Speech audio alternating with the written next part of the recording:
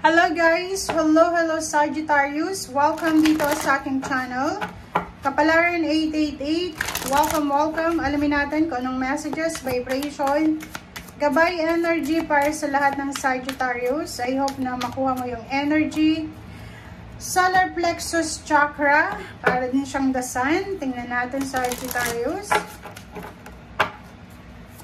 Ang ganda-ganda ng reading ng Aries. Hindi ako makamove on sa kanilang reading. Panoorin nyo, baka resonated kayo doon.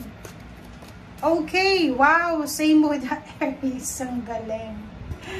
Sagittarius, congratulations sa'yo kung ikaw to. Kasi kung makikita mo, nandito yung the sun, nandito yung celebration, nandito yung illumination, yung liwanag, yung awakening. Diba? Yung transformation. So, nakikita ko sa'yo dito kung nag-aalala ka sa pera, nag-aalala ka sa financial, tangible, earthly things. Sinasabi dyan sa'yo ng barahan na posibleng lahat ng inaalala mo sa pera ay mariresolve mo yan. Pwede kang makahawak ng pera or pwedeng may isang tao dito na mag-o-offer sa'yo ng pera. Okay? So, paki-comment sa comment section, para to sa lahat ng mga Sagittarius ha. Paki-comment sa comment section if you're resonated. So, huwag kang masyadong mag-alala, huwag kang masyadong panic sa usaping pera, kasi sa linggong ito, unti-unting magliliwanag yung buhay pinansyal mo. Okay? Kung maraming tao sa paligid mo na kinukutya ka dahil wala kang trabaho, kinukutya ka dahil walang-wala ka, stay tuned, okay? Relax lang kasi parating pa lang yung financial success sa buhay mo.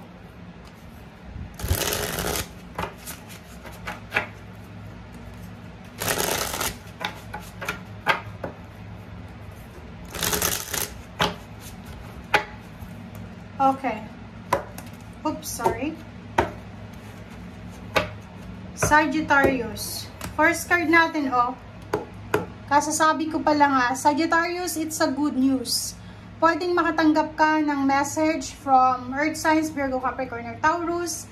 Pwedeng siya, from Capricorn or Taurus na pwedeng, yung balita niya is, alam mo may trabaho na kami, alam mo may pera na kami, pwede na kami makabayad sa'yo, parang ganun. So, Sagittarius is a good news. Ang posibleng matanggap mo na balita na yung kapamilya mo, Earth sign siya, ay posibleng may trabaho na.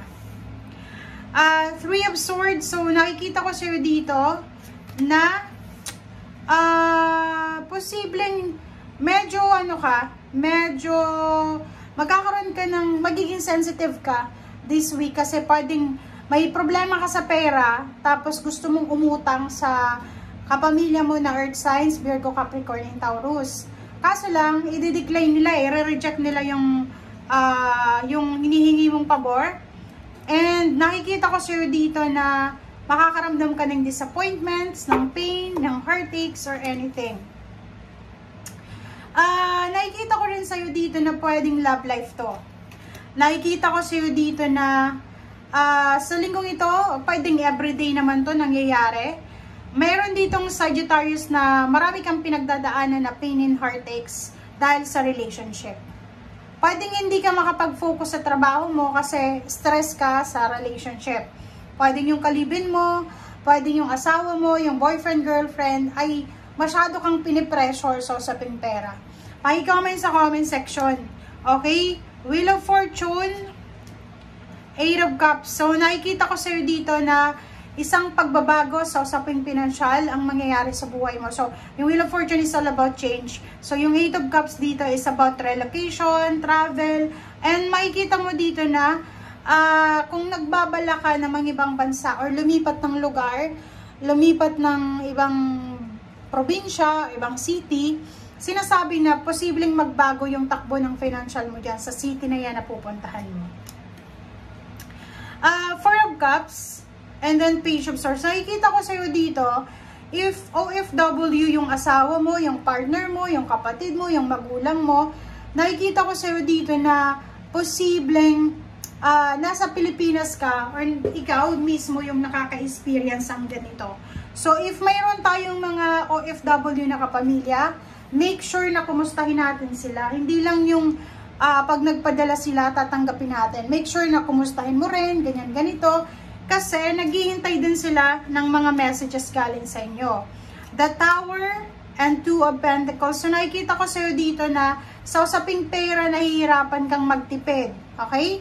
Hirap na hirap ka, Sagittarius, na magtipid.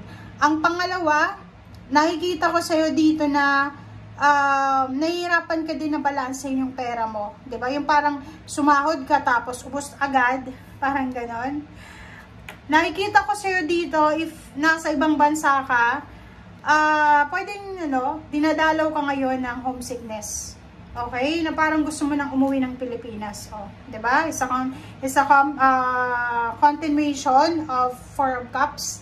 Nakikita ko na this week, pwedeng ikaw to, Sagittarius or kapamilya, na posibleng siya ay sobra-sobra yung homesickness niya.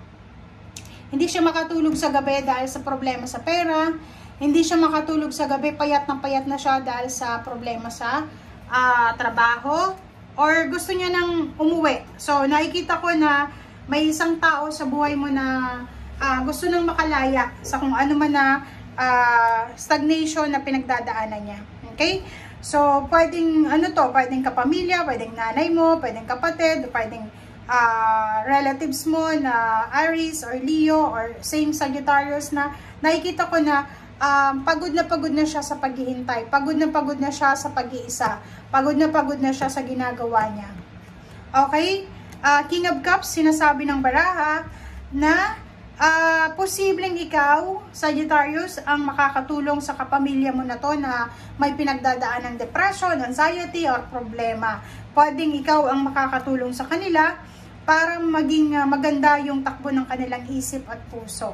And nakikita ko sa'yo dito na if you're married, if you're in a relationship, yung stable relationship, nakikita ko sa'yo dito na magiging balance yung takbo ng financial status ng iyong asawa, ng iyong girlfriend, boyfriend, or kung sino man na mahal mo sa buhay.